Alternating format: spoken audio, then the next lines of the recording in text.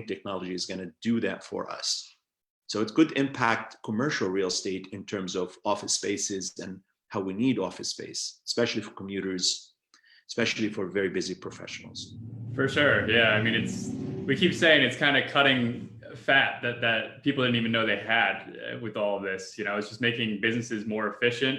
It's realizing where you can cut costs because maybe you don't need somebody in every day.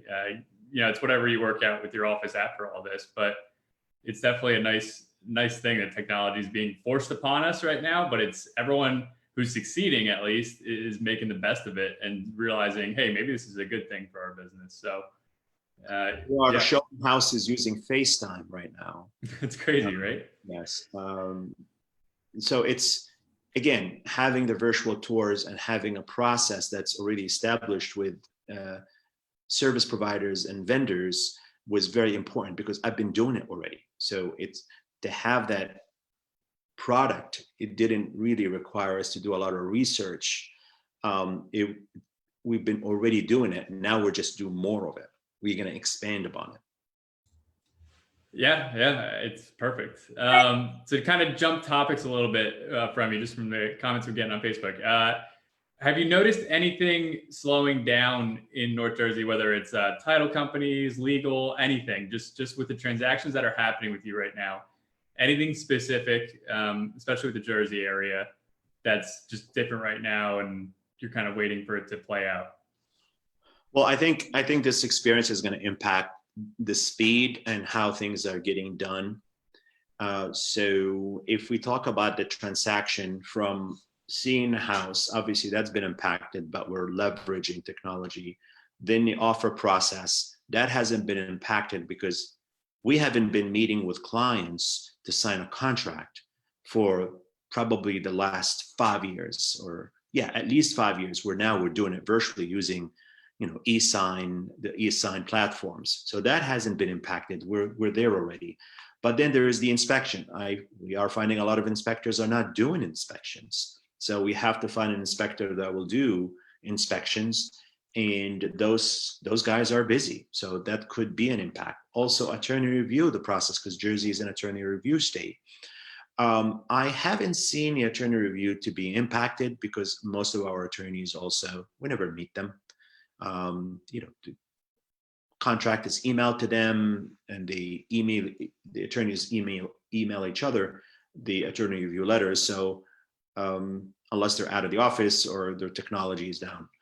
So it comes down to the mortgage. That's going to be the big one. That's the big question mark. I talked to several mortgage lenders and representatives of mortgage lenders, and some programs have disappeared overnight.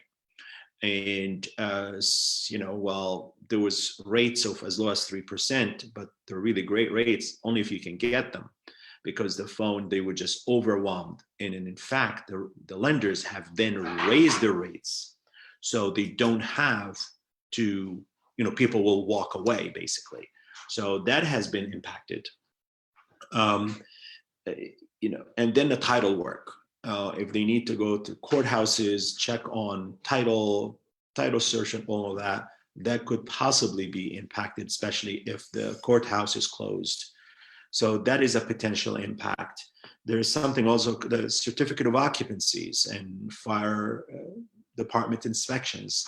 There for a couple of weeks, those departments were closed, and we are closing now with temporary COs, and we're taking videos and sharing it with the officials. So there definitely be complications and challenges, but one of the things I talked in the office meeting about is you need to talk to our clients and make sure that they're all expected to be flexible. We might miss closing dates, so let's not lose our heads over it. We might have delays in mortgage commitments. We might not have a CO. We'll have to close with a temporary CO. But if you, Mr. Seller, if you need that buyer to get you out of your house and liquidate you, you need to be flexible with them. So, and the same thing, Mr. Buyer, you need to be flexible. It's a time where everybody needs to be flexible to work with these challenges. At the end of the day, we're people working together. The house is the secondary product. It's the people, realtors, appraisers, mortgage lenders, inspectors, buyers, and sellers. And the realtors now have a very important function, is to manage expectations and to be flexible and breach that flexibility. We want to be fair with each other. We want to be understanding. That mover might not show up that day to move the seller. Don't lose your head. Things can be worse, right? So Yeah. as long as we know that everybody's doing what they need to do or what they're supposed to do to the best of their abilities.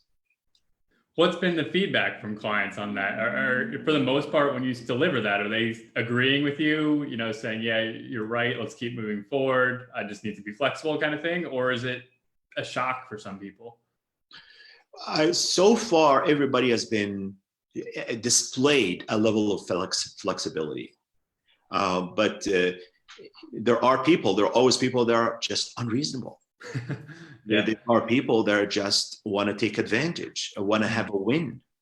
So I'm sure we're going to have those, because moving is very very challenging and emotional process. Sure. I did encounter a pushback from one seller, but all it took, rather than texting and emailing, I said, let's have a conversation. And things just worked out with just a simple conversation. So texts are good, but still we need to have that voice to explain versus spending the whole day texting back and forth. Yeah, there's a level of too much technology versus you need that in person. Well, maybe not in person, but that personability to it, the conversation, right? Yeah. Got it. So, Ian, any observations on differences between Jersey and Philly? No, I'm just noticing that, honestly, it comes down to the performer. So you take a guy like Robert that, is just a high level performer. He's adapted to multiple cycles. He knows exactly what his industry needs. And it didn't really matter what challenge you kind of put in front of Robert. He's going to be fine, right? Because you can just tell, like when you speak with all the other people, they all have the same stuff in common. I don't know, Robert, I don't know, like when you guys do your KW regional meetings and so forth, who you're on the line with and stuff, but a lot of you, I've noticed, have and a lot of, I think it's anybody successful shares a lot of characteristics of, it doesn't really matter what the obstacle is in front of us. We know what we have to do, how we have to do it, and the actions we need to take, and how to stay in front of it. And I think a lot of people wanted to hear this interview in general to know, especially in your this is the first one we've done in North Jersey in terms of like a big, a presence. And anybody watching this that will see this in North Jersey wants to know, what is Robert Northfield doing during this crazy time? And you're saying, be calm, adapt, and you'll be fine, right? But you have to adapt. That's really important. So that's what I'm gathering from it. But it's a very similar message I'm getting from, our marketplace in South Jersey, Philly, Maryland, and so forth. Yeah.